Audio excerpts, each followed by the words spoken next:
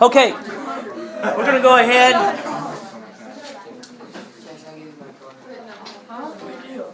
Okay, we're going to go ahead and talk to you a little bit about what we've done in the past dealing with empirical formula. It's been a while since we talked about empirical formula. We did it like on Wednesday, and we were supposed to look at it Thursday last week, and I think we looked at it Monday and hear your answers of how to come up with an actual formula based upon percentages or based upon weights. Okay? So what I'm going to show you is a similar problem that you had to do, and I'm going to have to probably erase some of this stuff. So I got some things to erase, and then I'll discuss some things that we did earlier with this problem, the first part of this problem. Okay, don't write this down, okay? I didn't. Now,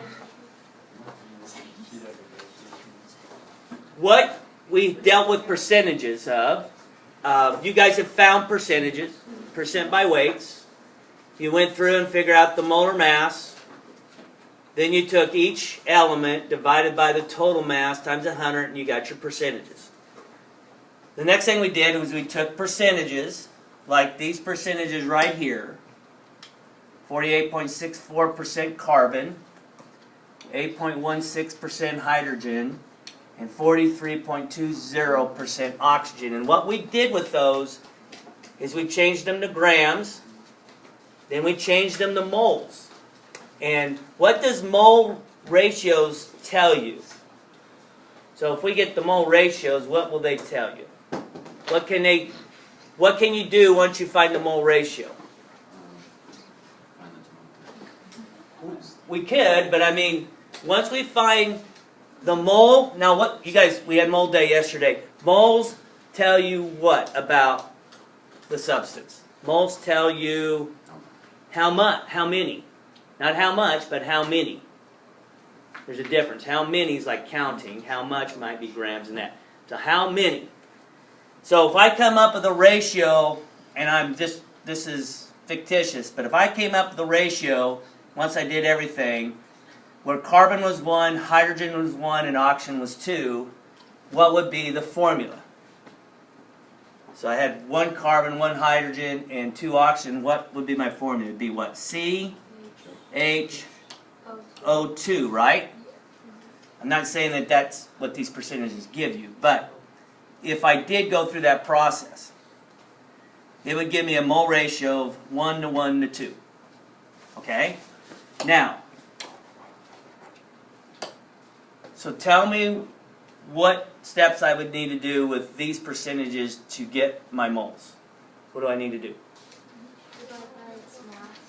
Right? Set it up to where it cancels out its mass. So I would take 48.64 divided by what? Close, that's nitrogen. Carbon, 12.01. What would I divide 8.616 by? 1.01. Some of you guys already know it. You don't have to look up there anymore. What would I have to take oxygen divided by? 16. Okay, 16. And so then I would get these numbers, but they're not whole numbers. What would I have to do with those numbers that have decimals in it to get them to be whole numbers? A lot of times students will say, I have to start multiplying those out. But before I would multiply, what would I do if they're all decimals? Divide by what? Smallest one. And that's a tendency, Addie. And that'll happen on a test. Students will get these numbers and they'll be decimal form, and they'll start wanting to multiply each of those decimal numbers out to get the whole number ratio. And what you need to do before you do that step, if they're all decimals, you have to take the smallest number divided it, so then you get some whole numbers to work with. Because there'll be some whole numbers you need to work with, so if you have to take it one more step, then you can multiply. If you got like 1.5 to 1, then you can multiply that. But they're all decimal, and that's a common mistake students will make, is they'll get to that step and they'll forget to divide by the smallest. So that's what we're going to do on this problem, but before we get to this problem, we got to talk a little bit about this thing called molecular mass and what that is. Okay? So, we're going to take a look at this example and do a couple that you're going to have to compare an empirical formula to a molecular formula. So tell me, what's an empirical formula? What's it mean? Okay, Kaden? What? Okay, yep. Is it like the least amount of stuff you can use to make up a certain compound? Yeah, it's the simplest ratio.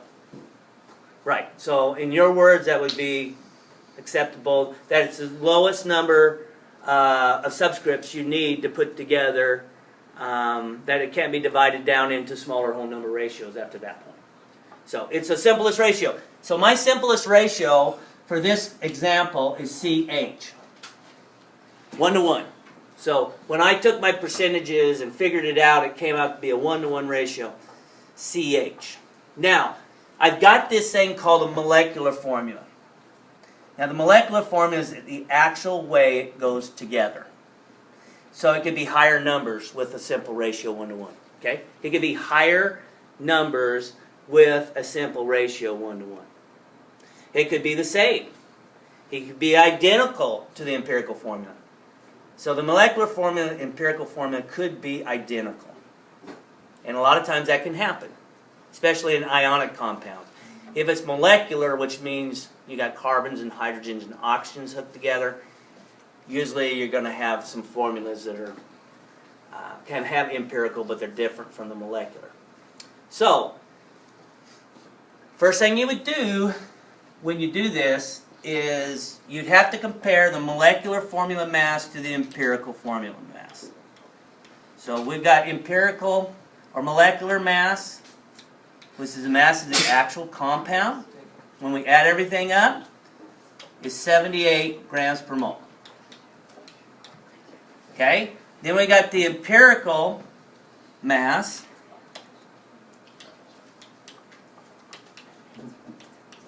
We don't know, but we can easily find. So does everybody know how to find the molar mass of CH, because that's the same as the empirical mass? So what would be the empirical mass of CH? 1 carbon, 1 hydrogen, times 12, times 1, 13. So that's the empirical mass. Any questions?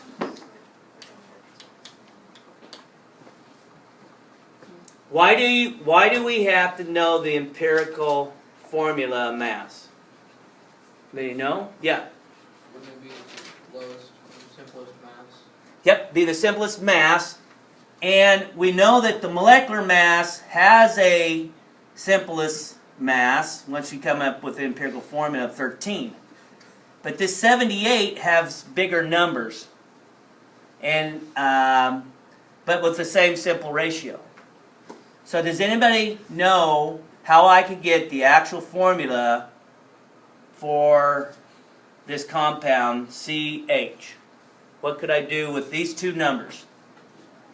Anything kind of sticks out to you? I haven't shown you how to do it, but anything stick out to you? Yeah? Could you like set them up to be one on top and why don't we divide them? Yep. So which one would you want on top to get the ratio?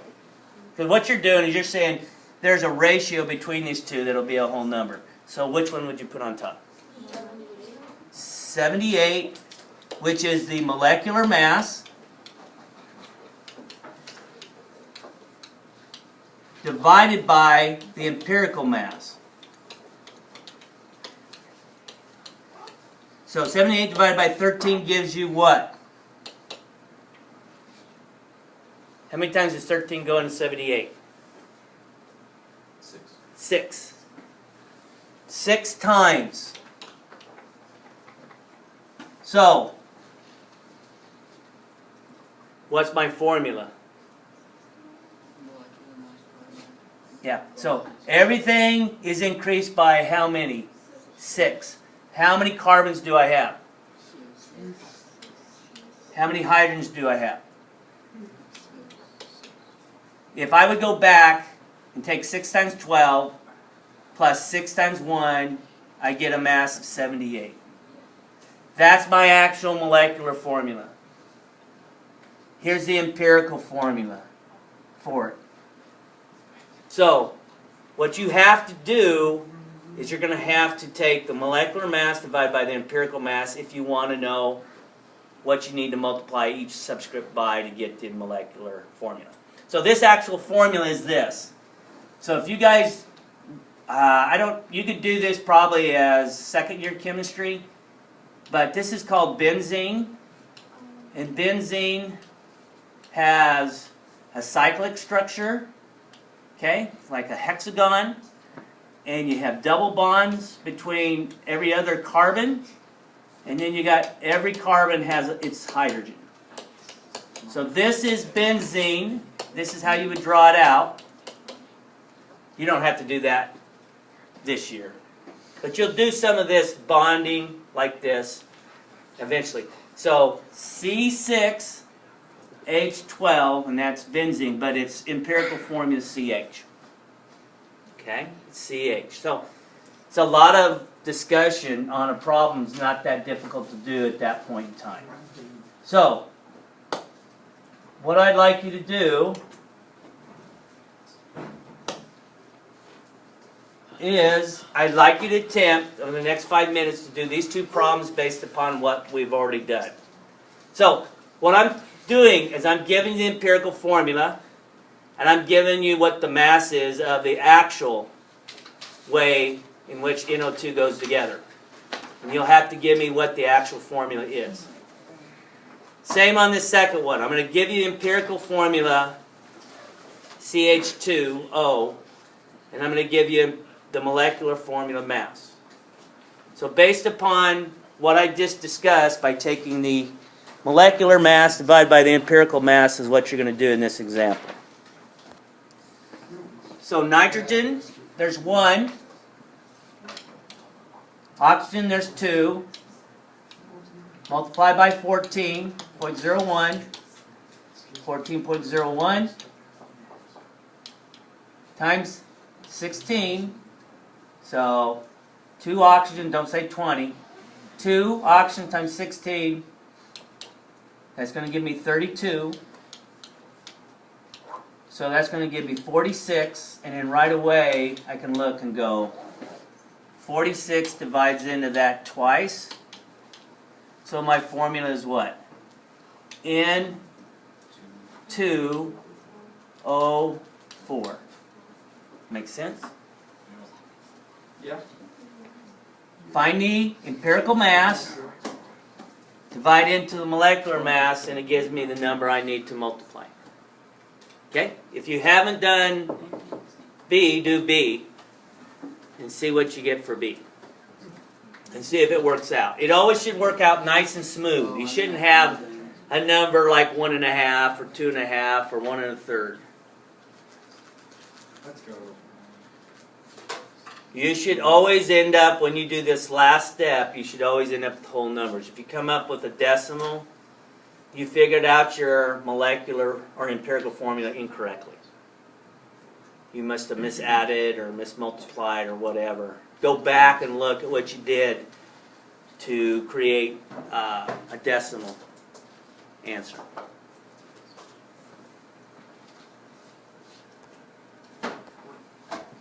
So you got 1 carbon, 2 hydrogens, 1 oxygen.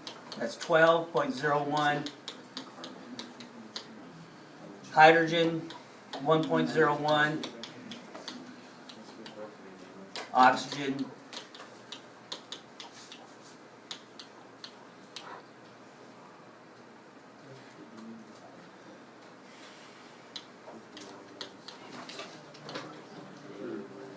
30.03, right? Divide by 30.03, and you get a number of 6. So then what's my formula? C6H12O6. That's glucose. So glucose simple formula is CH2O. All I'm doing is finding empirical mass, dividing it into the total, and that gets my answer. Okay? Should be H12, right? I just added 6. Okay? All right. So, this is what we're going to have you do.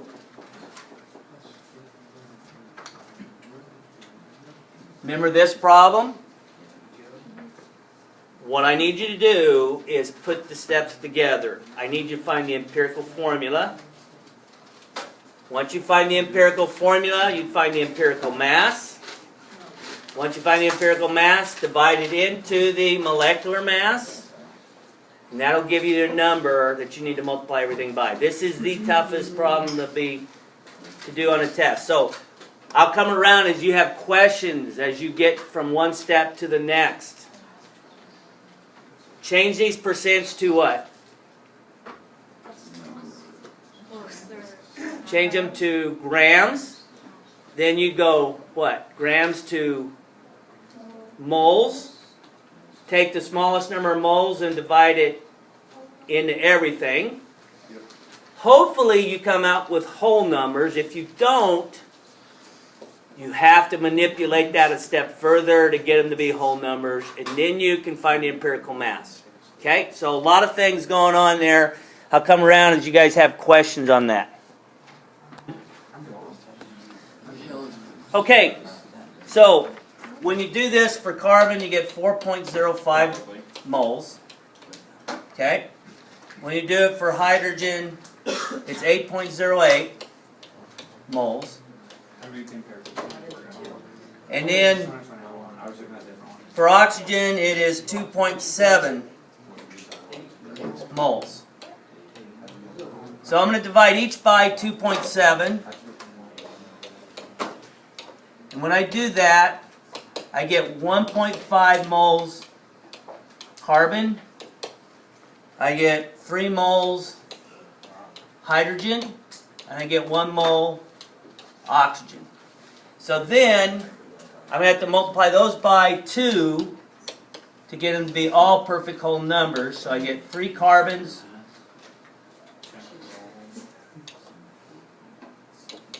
6 hydrogens, and 2 oxygens. So my formula is C3H6O2. Okay? The molecular mass of that, when you figure everything up, I'm not going to show you how to do that because it's something we've done over and over again. It's 72 grams per mole. 3 carbons times 12, 6 hydrogens times 1, 2 oxygens times 16. 70, not 2, it's supposed to be what? 74. So 74 goes into 148 twice. So my formula is what? C6H12O4. So now we take each of these times 2, and that gives us our C6H12O4. Okay, so you can see how there's a lot of steps you're doing. We'll do more practice. The assignment before you guys go to your whatever Good is morning, on the Jackson board. High School. This is Mr. Suter. I've got your bulletin. It's Wednesday, October 24th. For lunch today, we're having tacos, also cold hoagie sandwiches, Tacos? refried beans, tater tots, and roasted white corn with black beans. It's always on a Wednesday. There are a few open gyms after school. I don't care. I wish they had them 3:45 more. to 5:45 after school. Monday, Tuesday, and Thursday in the auxiliary gym. And another open gym at 7 o'clock to 7:45 before school, Monday through Friday.